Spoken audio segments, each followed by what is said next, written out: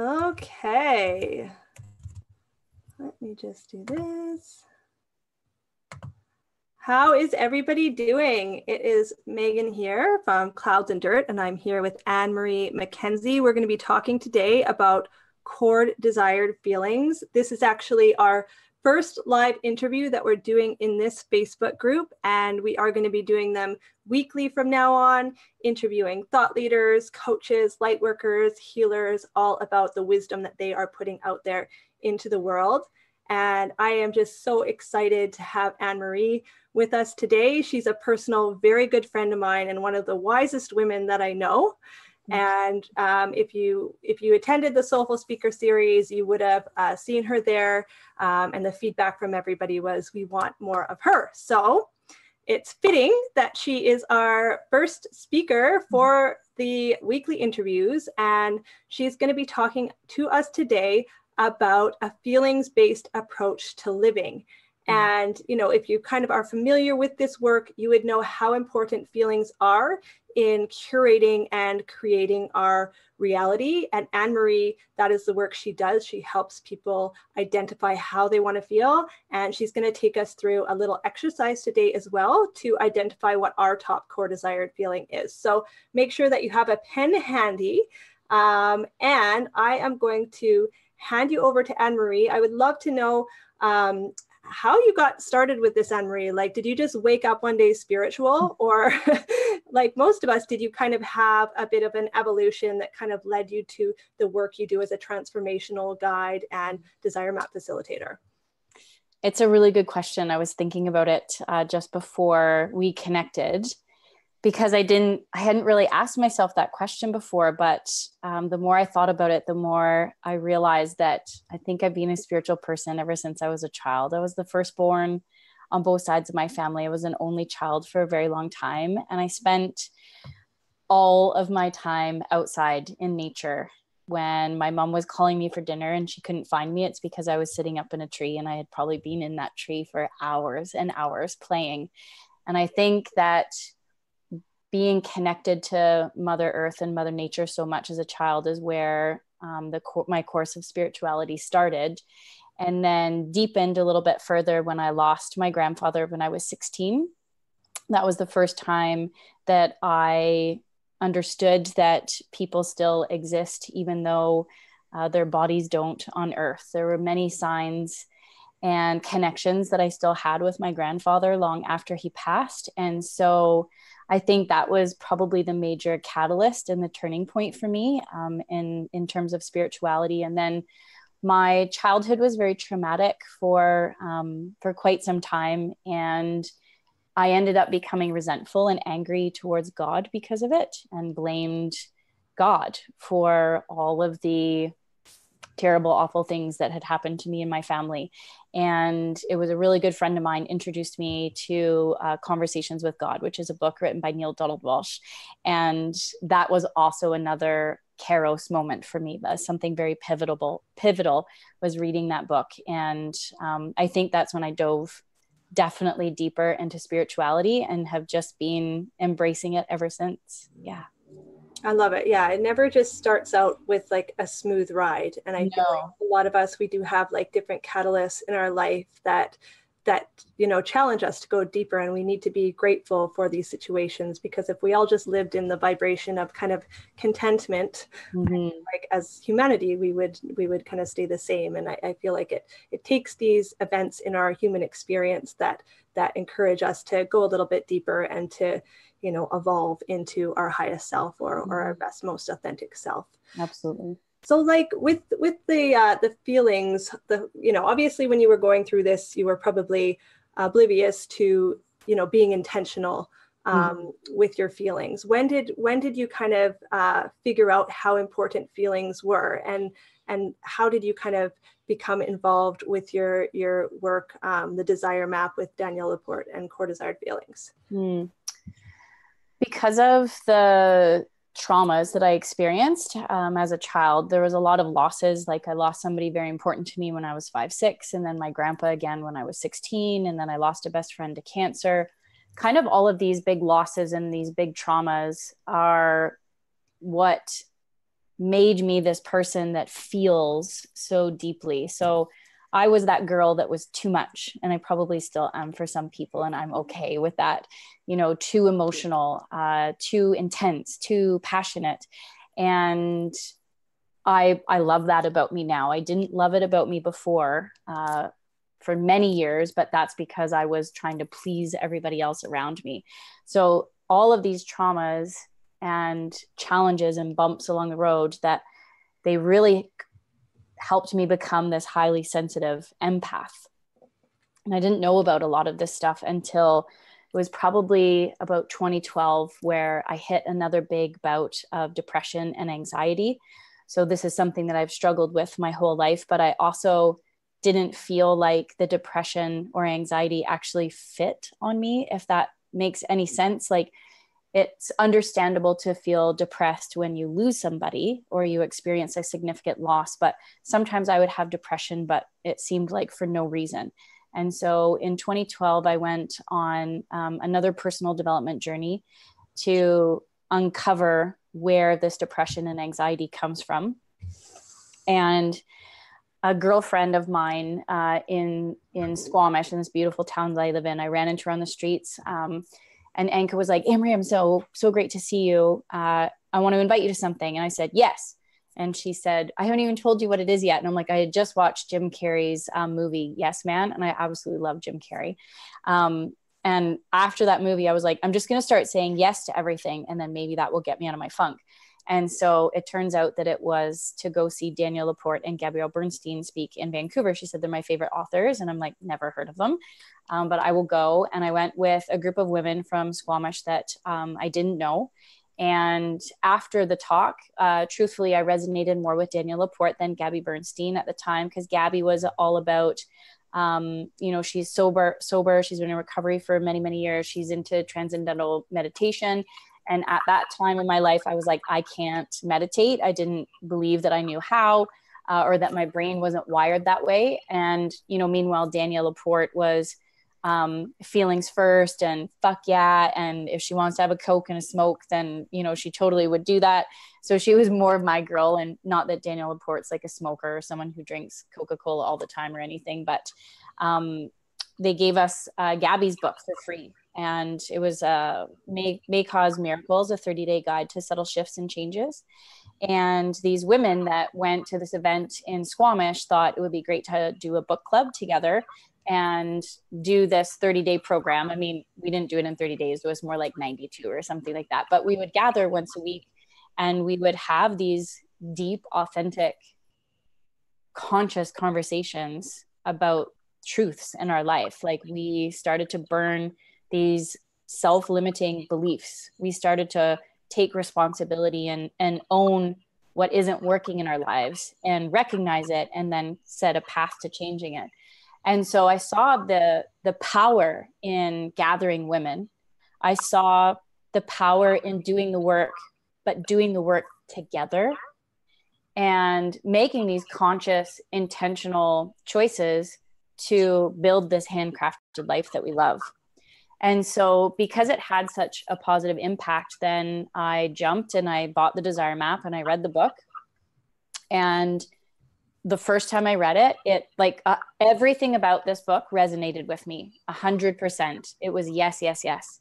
But then at the end, when she started asking those hard questions, I wasn't ready to do that work, because again, it meant that I would have to own more things and I would have to make more changes. And at that time, I just wasn't ready. So I kind of walked away from it. But one thing that I did do was embrace this, this idea that how we feel is our choice, and what we say no to is just as important as what we say yes to. And so I stopped saying yes to everything, because that was really exhausting. And I started to just be more mindful and more aware of my own personal feelings when I was being triggered and what was popping up.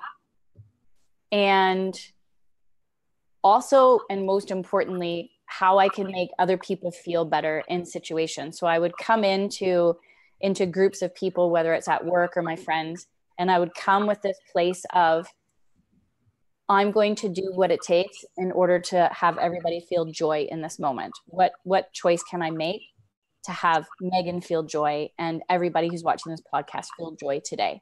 And come from that place of giving, and then just watched how more joy would show up in my life because of that.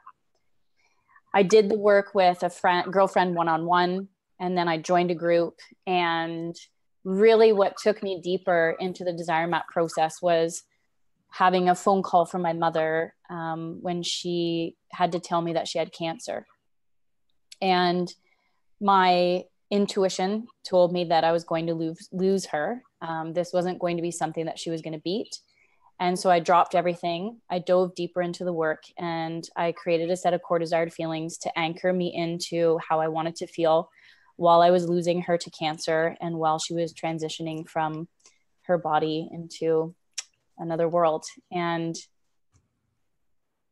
that was my biggest Kairos moment in my entire life. Like, that was the moment that changed everything, was being able to be in that room with my mother when her soul left her body, but go through that whole process and still feel how it is that I want to feel, even though it was one of the most devastating and traumatic events that I had ever been through in my life.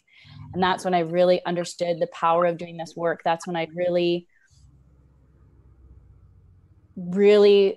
admitted that I wanted to dedicate my life to emotional intelligence and to emotional intentionality. And everybody needs to know this. Everybody needs to build their emotional intelligence, and everybody deserves to understand their feelings and know how to communicate them and know how to authentically connect with other people based on their feelings and to manifest things because of that. You know that most of us, hopefully, we know the law of attraction. We listen to The Secret, Marie Forleo, Chris Carr, Gabby Bernstein, Danielle Laporte, Matt Kahn, Lee Harris, like all of these spiritual light workers that we follow. You'll notice that every single one of them, when they talk to you about visualizing your life and manifesting a life that you love, they talk about the feelings. They're like, there's this step, this step, this step, this step. Know how it is that you want to feel it.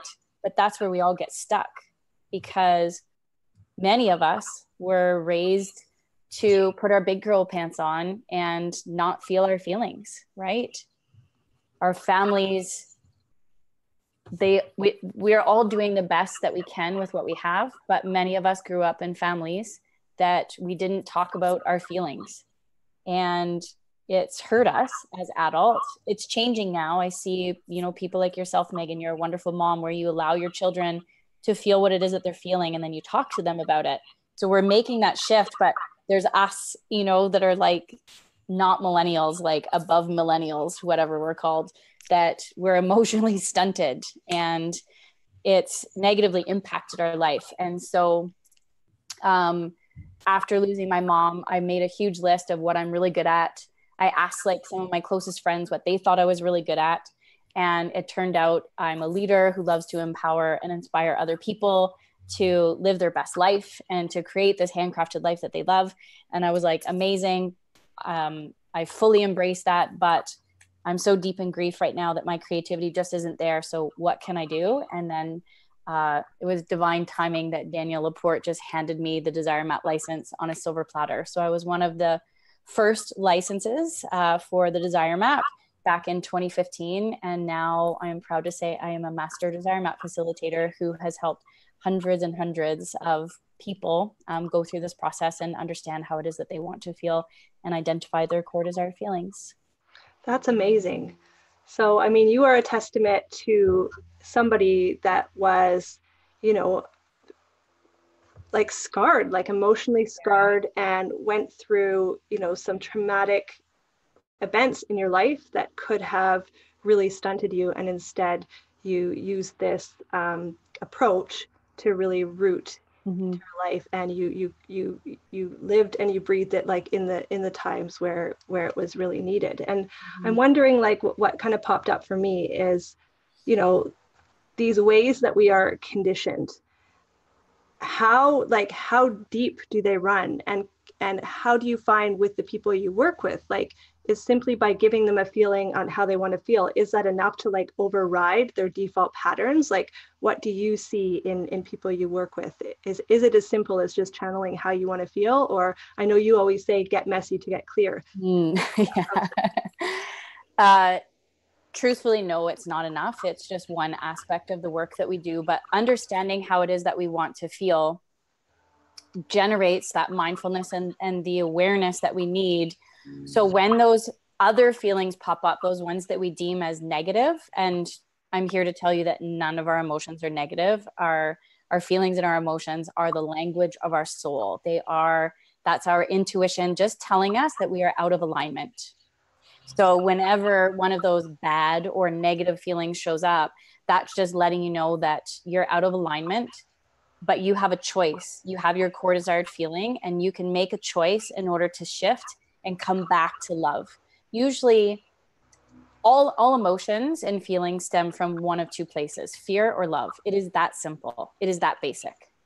So when we don't feel appreciated, or when we feel abandoned, or when we feel betrayed, that means that we're just operating out of that vibration or the frequency of fear rather than love.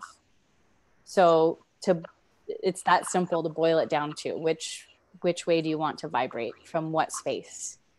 Yeah. And I know even like going through this process with you and, taking the time to truly know how we want to feel. Like we know we want to feel happy. Yeah. We know we want to feel love, right? We know these things, but how does that uniquely feel in our body? And for me, like ease was a big one, because I can feel happy, but it can be like a wired kind of happy that doesn't necessarily attract the situations and the thoughts and the people that I want into my life. So really kind of getting to the core of how we want to feel, I think is so important. And by using your process to truly identify what that is in this moment, because it changes, right? Like how we want to feel does change. I know that you change your feelings, and mine do change as well. But I think to constantly, tune in and reflect and make sure they are relevant to us right now, but more importantly, like prioritize them, right? Like it's enough to go through the process, but you've got to like make it part of your day to connect with them and implement them every day. And yeah, I've had immense benefit from just being more intentional with how I feel from your process, instead of just defaulting to my habitual ways, the ways I've been conditioned. So I think it is a really great tool to, like you say, anchor in how you want to feel, and that does bring in the experiences and the people and the thoughts that will help you consciously create a life that you want. What I can say is, what they have done for me is help me really dive into emotions like depression and anxiety to figure out where the root cause of it comes from. So whenever we've experienced a traumatic event and we've experienced emotions, we create a memory within our bodies of that emotion. And because we were never taught how to channel our feelings, we were only taught how to like stuff them. So we'd stuff.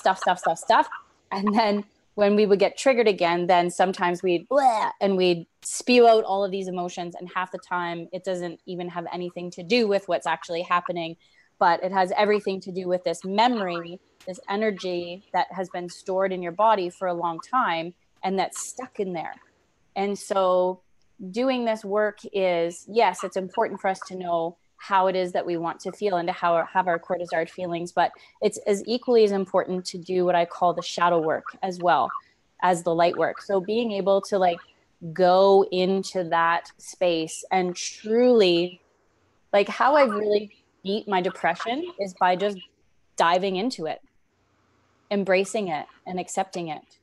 And the more I do that, the more I've improved my own bounce back rate. I used to be depressed for like a full year, and then I would be depressed for 8 months, and then I would be depressed for 5 months, and then 2 months, and then 1 month. And now when I feel depression, sometimes it only takes me down for an hour or two because I know how to go there. I know how to channel it. I know how to ask myself, when have I felt like this before? When have I felt like this before? When have I felt like this before? And I just keep going back. And sometimes, not sometimes, like 99% of the time, it has something to do with when I was 5 and when I first felt that feeling of abandonment. That's why I feel immense abandonment right now.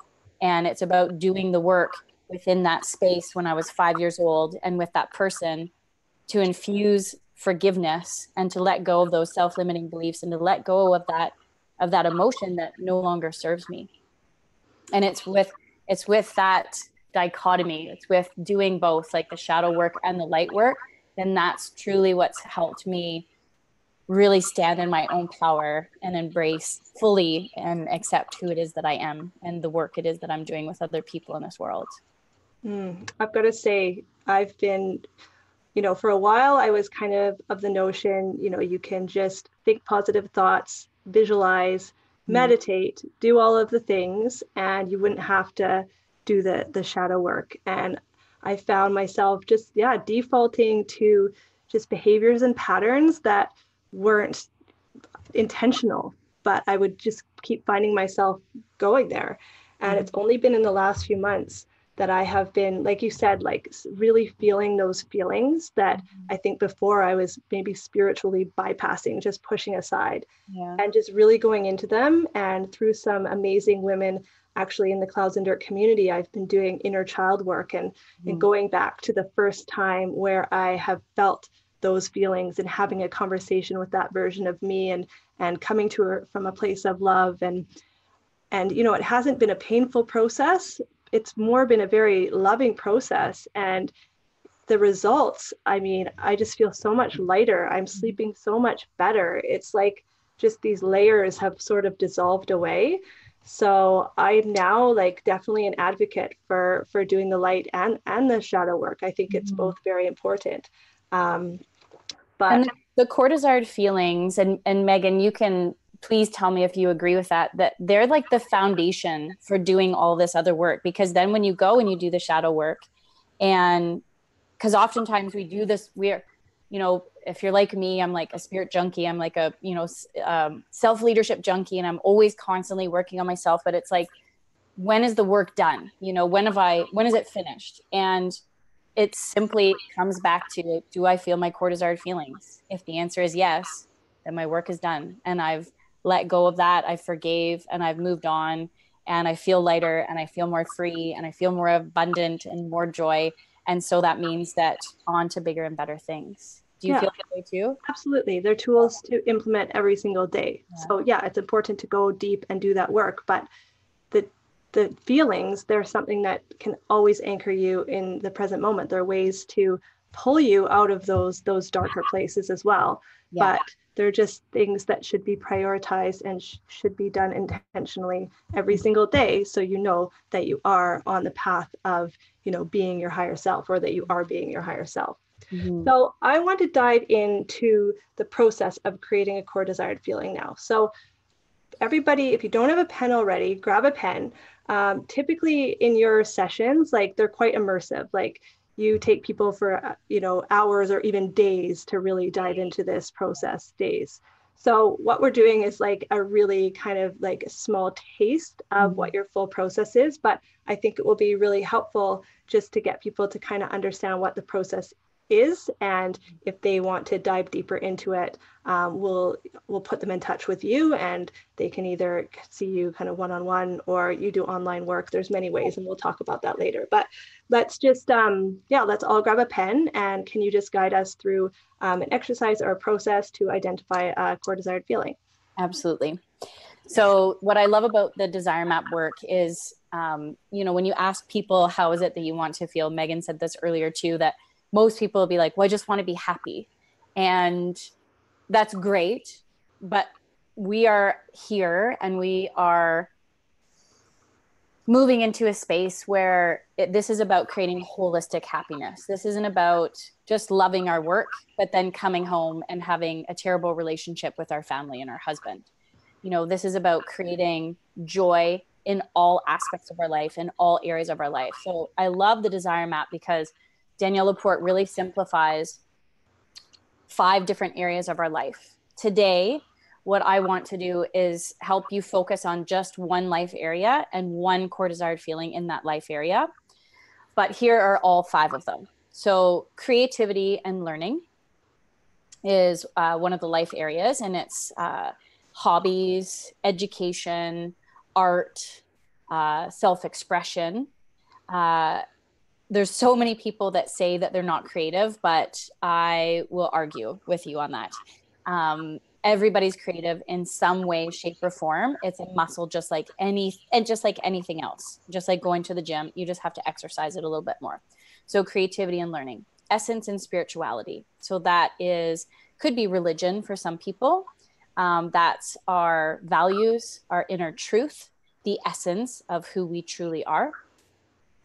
Spirituality, when people say I'm not a spiritual person, especially if they live in Squamish, BC, I'm like, yes, you are. You spend a lot of time outside, and that is your church. That is your sense of spirituality. So body and wellness, this is one that we are really focusing on deeply in the Desire Map world this year. Body and wellness is our emotional, our physical, and our mental well-being. This is our sense of our sensuality. This is movement. This is rest, relaxation, sleep. So it's a really big life area that is so important, because if this one is off and out of alignment, then it can negatively impact all the other areas of our life. Livelihood and lifestyle is one of those life areas that, if possible, I split up, because it's so big, and actually I have split it up. So livelihood and lifestyle is our home, our space, sustainability. It's our career, it's money, it's travel. So I know for Megan as well, like she loves all of those things too, like, you know, travel and our career, and fashion is in there as well. So I'm like, it's really big. And I love, yeah, it's a really big category. So, and in fact, that's why I developed the Desire Map for Business for heart-centered female entrepreneurs, predominantly who are recovering A-types like me, because it's such a big life area that, you know, how I want to feel in all the areas of my life. Sometimes that's not necessarily how I want to feel in my business. Sometimes in my business, I have a different intention. And so, yeah, so I split it up and developed the Desire Map for Business.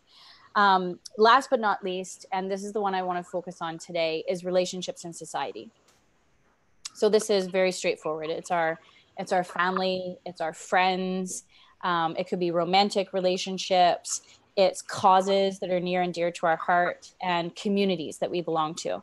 So it could be your book club, or your baseball team, or the pack that you're on at school.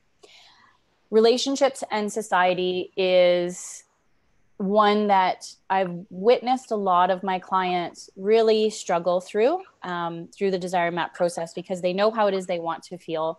But then there's this element in this aspect of it involves other people. So in order for me to feel how I want to feel, it doesn't work for me to just show up and say, Megan, I want to feel appreciated, so you need to actually appreciate me. It doesn't work that way. And when we have these people in our life that aren't in alignment with our core desired feelings, that aren't vibrating at the same frequency as us, but they're intertwined with all of our other worlds, it's really hard for us to learn to let go. If somebody has deeply wounded us, it's very challenging for us to know and learn how to practice the art of forgiveness with that person. And so there's all these deep rooted feelings and emotions that are stuffed down because of other people. And I witness a lot of fear and anxiety pop up when we discuss what it would look like not having certain people in their life. Or on the flip side, what would it look like if you did call in and manifest cosmic love? Like, what if you're hottie on the yachty? I always say this in my workshops, because I'm like, when it comes to the law of attraction, I'm like, you're visualizing that yacht, and you're visualizing the hot guy that's on the yacht, but then he opens his mouth and you have no connection in terms of like the communication. So it's about knowing exactly how you want to feel when you're on that yacht and you're with that guy and you're having that conversation. Like, not only is he gorgeous, but you also have this deep, authentic spiritual connection with him, and you can have these great conversations, and you you have a lot of the same interest, et cetera, et cetera, et cetera. So what does that look like? Is oftentimes if we haven't let go or forgave situations like past relationships and breakups, then it's really hard for us to actually call in what it is that we want and feel how it is that we want to feel moving forward. Yeah. So those are the 5 life areas. So creativity and learning, essence and spirituality, body and wellness, livelihood and lifestyle, and relationships and society. Now, how we go through the process and figure out our core desired feelings is first, we ask ourselves what's not working in that life area. If we don't own it and admit to what isn't working, then how can we possibly ever expect it to change? So this is where I got stunted in the process. This is where I went and stopped because I was like, oh shit. Like, I'm going to have to admit that my mom and I do not treat each other in healthy ways. And then I'm going to have to tell her I'm not going to talk to her anymore. I'm going to have to separate myself from her and do some more work and figure out what this is going to look like. What's it going to take for me to generate a healthy, positive relationship with my mom? And I did do this. That was the first thing that I ended up saying no to was my mother. We were toxic, the two of us together. And we took 8 months apart, and I did this work and I did the shadow work. And then I ended up calling her on Mother's Day. And we never really talked about the time that we didn't talk to each other. We just approached our relationship moving forward with more grace and more ease and more compassion and kindness and love towards each other. And I'm not saying it was perfect moving forward, but it was exactly what we needed in order to get back on track, because I knew how it was I wanted to feel. And instead of expecting my mom to treat me and make me feel that way, then I just came from this place of what can I do to help her feel that way? That's where the compassion came in. And I'm so obviously so grateful that I did that, because it was a few months after our reconciliation is when she found out that she had cancer. Yeah. So what's not working? And most importantly, we have to ask ourselves, how does that actually make us feel? How does it make us feel? So when my mother would call, she triggered me, and I went right back into feeling like I was as a child, where I was being scolded, where I always felt like I did something wrong, where she treated me like I was a know-it-all. The more spiritual I would become and the more awake and the more enlightened I become, then the more distance I was from my mother, because she felt like that I was leaving her behind, and there was a huge disconnect. So that created disconnection. And I did not want that disconnection with my mother. I wanted us to have this beautiful, healthy relationship that we both deserved. So own it. What's not working in that life area, and how is that making you feel? So in terms of relationships in society, I invite each of you right now to write down 3 things that are not working in terms of your relationships and society, and how that's making you feel. And please be kind and gentle to yourself in this process. We are all emotionally illiterate. So if your answers are very basic, like it makes me angry or it makes me sad, that's okay. So just take a few moments to do that now.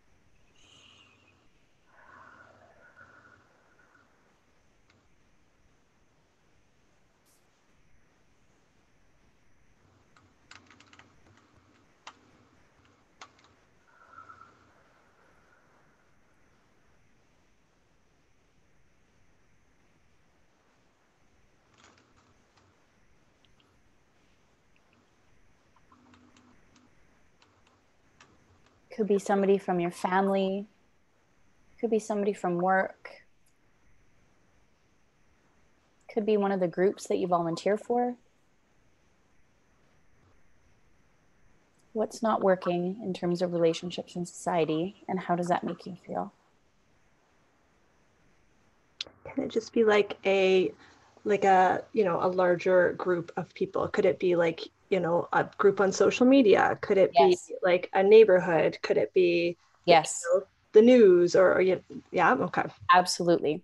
Yes, I joined a board, and the board was a group of people that gave away money in the community and infused money into like nonprofits and causes in the community.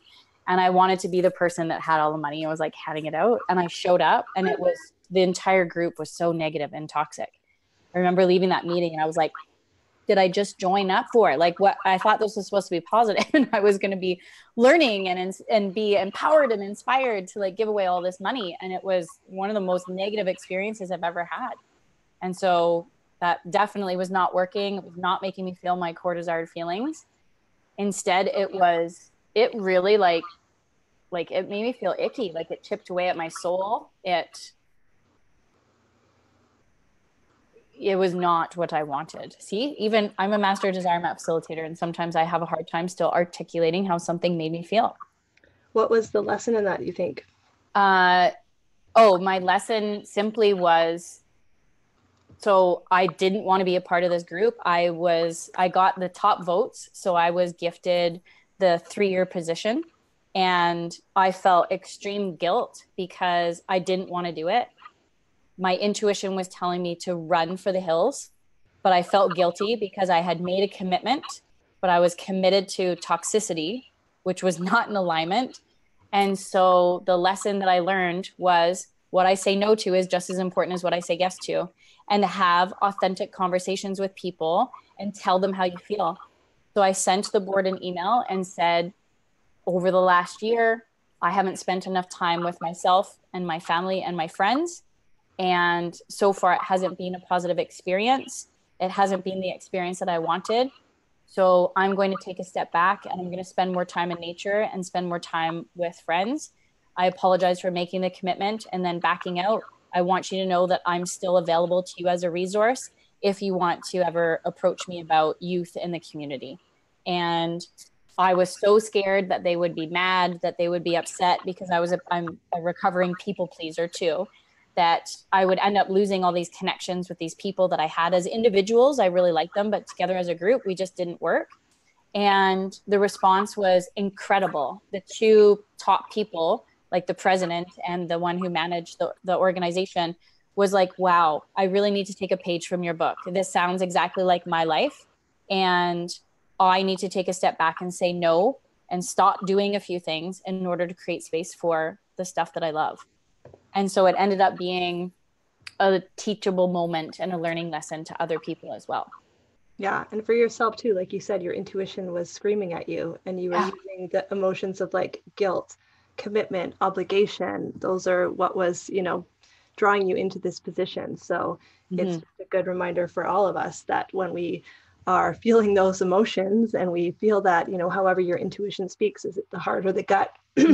It's for a reason. And yeah, lucky for you, you had the tools to get out of it, and in a way that hopefully, impacted many people in a positive way. So it was a good time. It gets easier. Like the first time I started doing this, it was terrible. I was so nervous, and it was very difficult and very challenging to have those conversations. But the more you do it, the easier that it gets.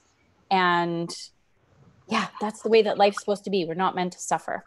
Okay, so what's not working, how that's making you feel. Now, the next portion of this is gratitude, because what we focus on expands. And if something is going really well and it is bringing you so much joy into your life, then let's create more of that. So in terms of your relationships and society, the people that you have in your life, what are you grateful for, and how does that make you feel? Do you have, like me, this amazing, brilliant genius of a marketer friend who generates groups of women to empower and inspire to like live their best life and to create a spiritual business like I do with Megan? And how does that make me feel? I feel so loved. I feel so supported. I feel so empowered. I feel luminous when I hang out with her.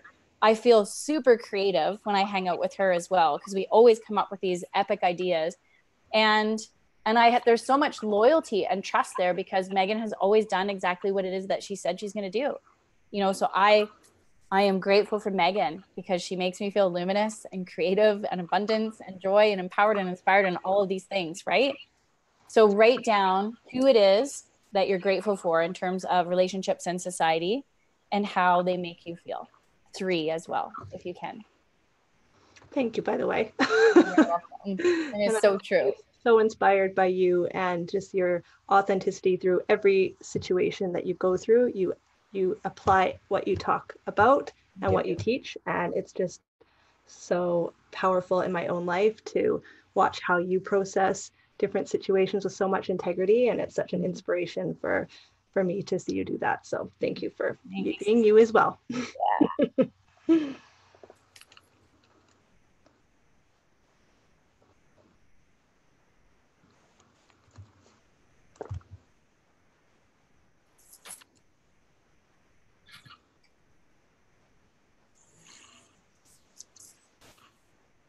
Okay, so just another moment. Hopefully the gratitude portion of it is a little bit easier for everybody.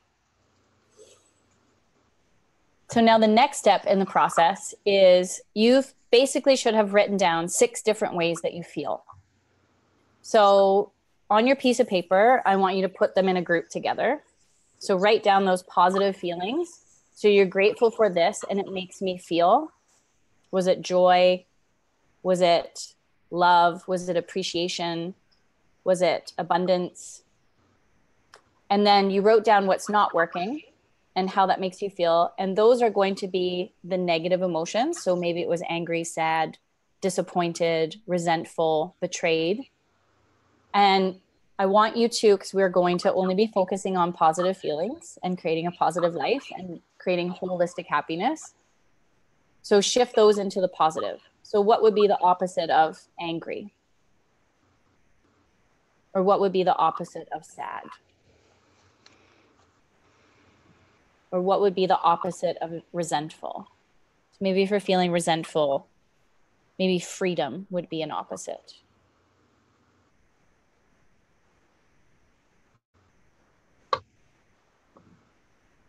Maybe if you're feeling angry, maybe passion would be the opposite. So you're basically transforming those negative emotions into their higher frequency, their higher states of being. So Matt Kahn taught me this, that anger is simply just a lower vibration of passion. And so that's why it's not a negative emotion. It just means that it's vibing down here. And what can we do and what choices can we make in order to raise that and turn it into passion? So now you're going to have a list of 6 positive feelings. And then I want you to look and see if there's any commonalities. So maybe you've written down peace, tranquil, calm. Those are all very similar feelings, right? So when you have something that's similar and maybe you've written it down 3 times, then there's a sign in that pattern recognition that you're getting closer to your top core desired feeling. The next level I invite people to do is look at the definition of that feeling. Because sometimes we think we want to feel a particular way, but then you look at the definition of it and you're like, oh, that's actually not what I meant at all. I meant this. And so when you look at those definitions, take a deep breath, sit with it, say it as an I am statement. How does it feel to say, I am illuminated? I am illuminated. I am illuminated. The first time I came up with that, I'm like, it reminds me of the Illuminati, that secret society that like controls the world.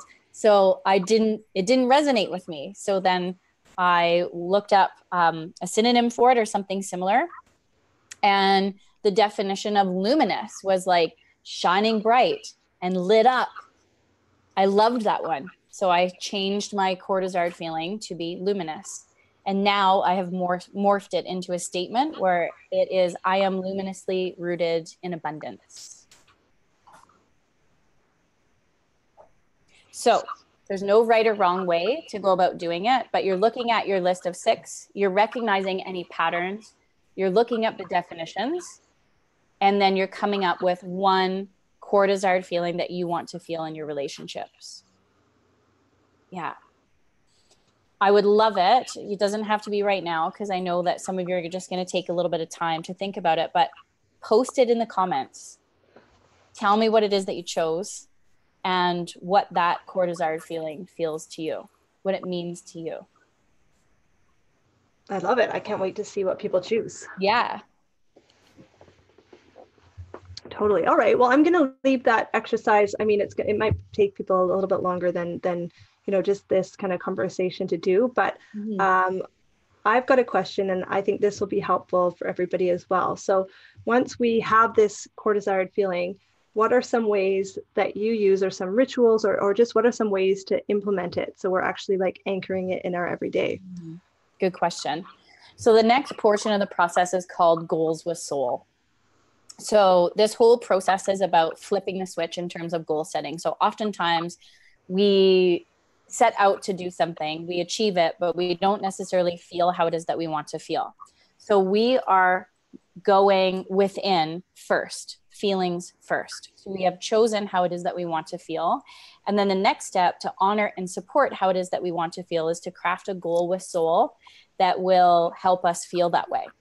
And so I mentioned this before. This isn't about showing up and saying, okay, Megan, I've decided that in my relationships, I want to feel appreciation. So now you need to appreciate me more. It doesn't work that way. The universe works, you get what you give.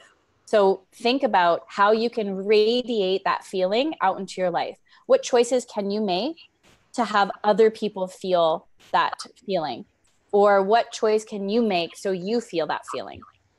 One of my first core desired feelings after I lost my mom was sacred. There was, when her soul left her body, there was a feeling in the room that I knew she still existed, that she was still here, but I didn't know what it was. And so I did some research and decided that the word was sacred. Now, obviously, I wanted to feel sacred again, but I didn't want to have to lose another person. And so it's a little bit of a guessing game, and you don't always get it right, but so I was like, okay, I've chosen sacred as a core desired feeling. How do I generate that feeling? And so I chose to do things like I would go into the woods. We have this beautiful little park near where Megan lives now in Brackendale that's magical. And I would go and I would sit bare feet in this mossy, spongy area. And I would meditate there, and I would have the sunshine on my face. And sometimes I would hug a tree, and I would bring my bulldog there. And that would give me a feeling of sacredness. There was a bone that I ended up finding in that location that was actually a sacrum bone of an animal. And in many different cultures, they call the sacrum bone the sacred bone. It is the hardest bone in the body, and it is the base of Kundalini energy. So it's no coincidence that I chose sacredness. I am sacred is one of my core desired feelings. I kept going to those woods that were sacred woods. I was at the heart of that park. It has history where that's where the cattle run is as well. So it's very rich in history, which is very sacred. And that I end up finding like the sacred bone, but there's going to be times where you make a choice in hopes that it will help you feel your core desired feeling. And it may not, but this is spiritual fitness. This is strength training for your intuition. This is building up and believing and having fierce faith in that intuition that, yes, this is in alignment with my core desired feeling, or no, this isn't alignment. And then it's just about pivoting and shifting. Am I vibrating out of fear, or am I vibrating out of love? And so to stay rooted in my own personal core desired feelings every day is I wake up in the morning and I simply state them as I am statements. I am fierce faith. I am cosmic love. I am wild and free. I am luminously rooted in abundance. I'm the embodiment of the divine feminine and the divine masculine. I am deep, authentic, creative connections, and I am kind of a big deal. So I have a lot, but I'm a master desire map facilitator, and I've been working on this for a very long time. And I this year decided to morph and shift them into mantras, and 2 of them are specifically for my business. So just stating them as I am statements, writing them down, making choices to give those feelings away. And one of my number one tools that I use that isn't free, that costs money, but it is so useful, is implementing doTERRA's essential oils into my life. So Arbor Vitae, for example, that's the oil of divine grace. So think about if you're creating a garden, your garden of life, and it has weeds, as every garden will. And sometimes we go and we grab that weed and we pull it out, but because the dirt is so hard, we don't actually pull that root out. And so the weed comes back, right? But if you just watered it a little bit, added some water to the soil, it would loosen the soil. And then when we grab that weed, we would actually end up pulling the entire root out. And then we can ensure that it's not going to show up again. So think of that in terms of your emotions as well, and utilizing something like essential oils, where the essential oils are like the water to the soil. You still have to do the work, but it just helps you tap into that feeling that you're trying to connect with. Crystals are another thing that I use. Meditation, visualization, and 100% just connect with Mother Nature. Spend time outside. And you've got this one. The Desire Map Planner every single day. Yeah, absolutely every single day. Thank you. I write them down in my Desire Map Planner on the top. I am choosing 3 things. Usually it's business related, but I'm also thinking about things like, you know, going to the gym or connecting with a friend or doing a podcast. So it's about making choices that liberate you every day. So I create to-do lists now, not to-do lists. And every day in the Desire Map Planner too, which I was mentioning earlier, we focus on body and wellness. So today it asked me, I will tend to my body, and I wrote with compassion and ease. So that's something that's just going to be that compass for my soul today, just like my core desired feelings. Yeah. Love it. Love it. It's so important, I think, just to keep them front of mind. And like you said, not only feel them yourself, but project those feelings out there into this world. And because of the law of attraction, they'll automatically be, you know, reflected back to you. So Absolutely. I love it. Well, we're going to wrap up here because we're almost at an hour.